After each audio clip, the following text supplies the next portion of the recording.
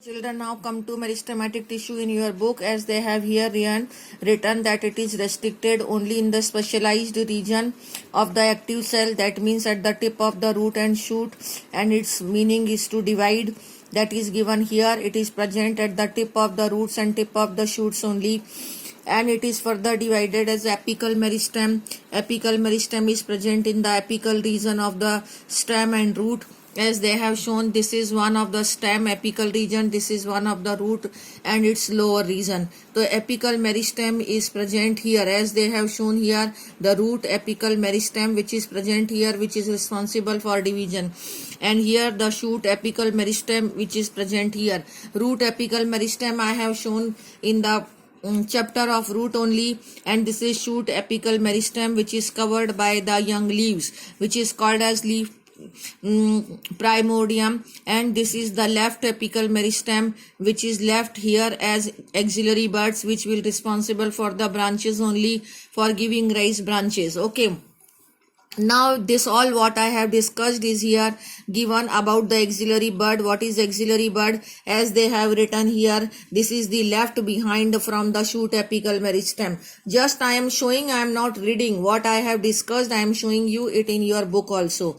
Now it comes the intercalary meristem which is present between the mature tissue, as I have shown you in this branch, that suppose this is the mature tissue and this is the mature tissue, and here the apical meristem is present. यानी जो ये internodal gap है, this is the internodal gap, ये यहाँ से लेके यहाँ तक ये पूरा मेच्योर टिश्यू है, and this is internodal gap, ये भी मेच्योर टिश्यू है. लेकिन इंटरकैलरी मेरिस्टम कहाँ प्रेजेंट है? यहाँ पर. तो इस मेच्योर टिश्यू और इस मेच्योर टिश्यू के बीच में यहाँ पर इंटरकैलरी मेरिस्टम है. This is how they have defined that where do the intercalary meristem is present. अब this apical meristem, this one, and this intercalary meristem are categorized as primary meristem. Why do? Because they are early formed. When the plant is quite young and had just formed the primary plant body, in that primary meristem is present. But when the plant become old, or you can, there's a second year plant, third year plant, then a secondary lateral meristem is also to be formed to increase the girth of the plant. Here they have given the example of secondary meristem, that is interfascicular cambium, fascicular vascular cambium and cork cambium. These all terms will come later on when we will be discussing that how do the girth of the plant increases, that is secondary growth. It is actually the function of lateral meristem. There these terms will be clear. Here it will not get clear. Now it comes the permanent tissue. Okay, meristematic tissue is completed in notes also, in books also, and in the video also. Now it is coming the permanent tissue.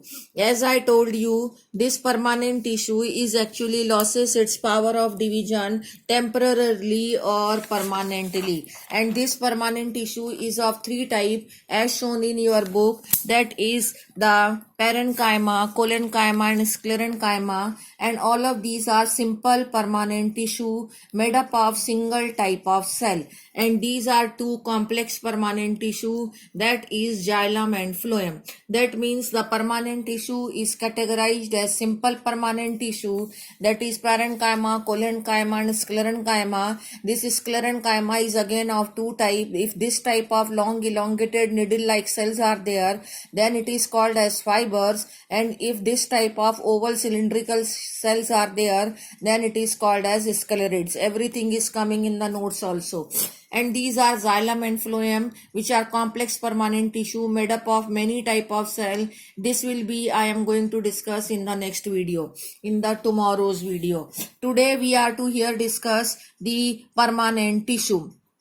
Now what all discussion of permanent tissue is given here, I have converted it into the difference of the various types of permanent tissues. Okay, this you have already done in the 9th class again, that what is the difference of simple permanent tissue, that is parenchyma, collenchyma and sclerenchyma. So first we are differentiating it on the basis of the shape of the cell. The shape of the parenchymatous cell can be isodiametric, spherical, oval, round, polygonal and elongated. Here they have shown the oval type of cells. Okay, but various types of parenchymatous cells can be there. Then collenchymatous cells are again oval, polygonal and spherical. Here they have shown the polygonal type of the collenchymatous cells. Okay. Then it comes the sclerenchymatous cells. Sclerenchymatous cells, if it is fiber, then they are elongated and pointed as it is shown here, and if it is sclerid, then spherical, oval or cylindrical as it is shown here. Okay, so these are the shape of the various type of three simple permanent tissue. Now it comes the cell wall. Cell wall in parenchyma is made up of cellulose, as it is shown here that it is very much green in color, and cell wall is made up of what? Cellulose only. And in collenchyma, the cell wall is made up of, first you see here, pectin, hemicellulose and cellulose, and this pectin is deposited here in the corner, so that here the thickening of pectin is there in the corner, and this cell wall is cellulose is very simple and thin walled, but here it is thickened. In collenchyma, the thickening of pectin is there at the corner only. Now in the cell wall of sclerenchyma is of lignin, and you can see that this lignin is deposited here in the cell wall, and so that the cell has become highly thickened. Okay, highly thickened cell wall is there due to the deposition of lignin, and it is of two types. One is fiber and other is sclerid. Now we are here coming to the next heading, that is the nature of cell wall. Nature of cell wall means cell wall is thin or thick. So in parenchyma, the cell wall is thin, and collenchyma, the cell wall is thick at the corner, which you can see the thickening at the corner is shown here, and the sclerenchyma, it is highly thickened due to the deposition of lignin.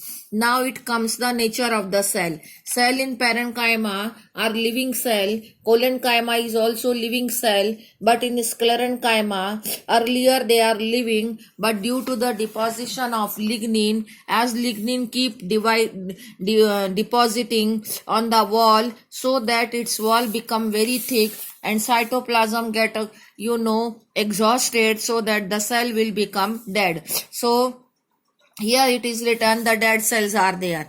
Now the intercellular gap. Intercellular gap, you can see the large number of intercellular gap is there in parenchyma. Here you can see the less intercellular gap is there because of the deposition of pectin at the corners, and here the cell wall is so thick, you can say this all pink color is shown the cell wall, and this is the cavity, and this cavity will also get exhausted very soon due to the deposition of lignin. Though these cells are highly thickened, so that in between them the cell wall, intercellular gap is not there, or very least is there.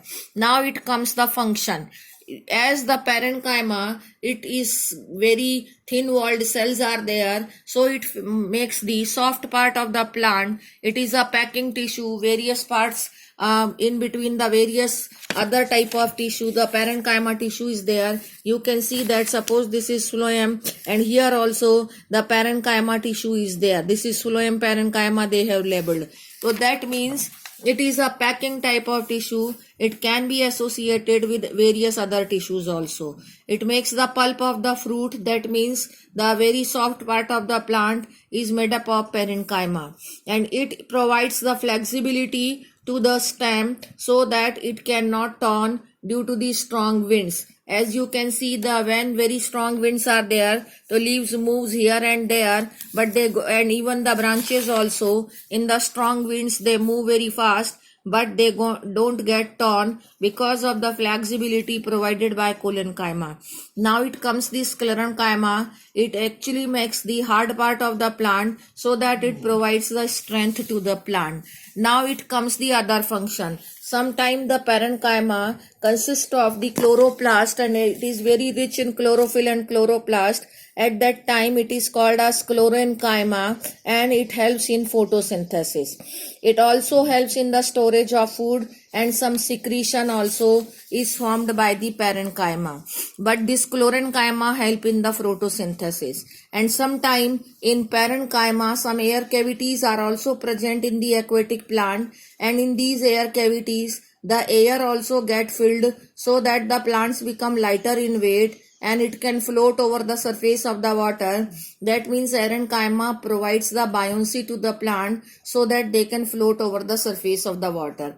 Now it comes the collenchyma. Collenchyma provides the mechanical support to the growing parts of the plant. Young part of the plants also needs mechanical support so that they don't get torn in the strong winds, so that it is being provided by the collenchyma, mechanical support. But this sclerenchyma provides again the mechanical support and strength to the plant. It forms the hard part of the plant, like the sun hemp jute and coconut jute is made up of the fibers of sclerenchyma. The pulp of the hard fruit. Soft fruits pulp is made up of parenchyma, but the pulp of hard fruit like guava and pear, they are having some granular structure within. That hard granules are made up of sclerenchyma. Sapota and chiku also some granules are there, which is also of sclerenchyma. Seed coat of legumes, chane ke jo seed coat hai, they are also the hard part, and it is also sclerenchyma. Tea leaves are also very hard in nature. They are also made up of sclerenchyma. Similarly, the nuts, जो बादाम अखरोट होते हैं, their outer coat is also made up of sclerenchyma. So this is the difference and description of all the three types of simple permanent tissue which I am sending along with this video. Thank you.